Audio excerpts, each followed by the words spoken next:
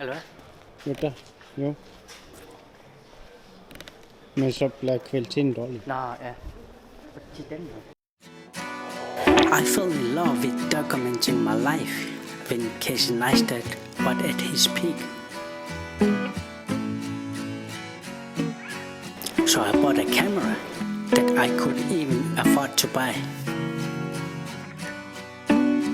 It was actually money that I should have returned. I've always seen it as diary that I can look back on and see when I'm old. And I will be happy about that. And it's become even more important to me to document my life. You see, I don't see my children anymore. And I want to give them the opportunity to see who their father is through this channel. I have promised myself when I was a child that my future children would always be in the first place. But it didn't happen that way. And I'm really sorry about that.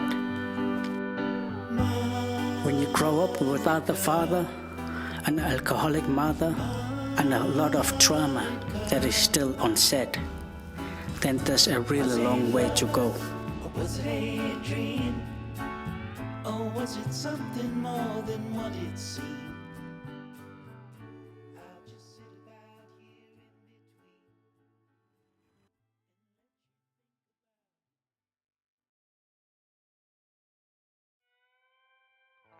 It's taken me a really long time to look inward, change your habits, confront your demons, be vulnerable, and take responsibility for your own life. So here are some things that I have learned. Be the first to reach out. Write first, call first, plan first. Most people are just waiting to be chosen. Be the one to choose. Connection takes initiative. Friendship takes effort. Stop waiting to be chosen. Start picking.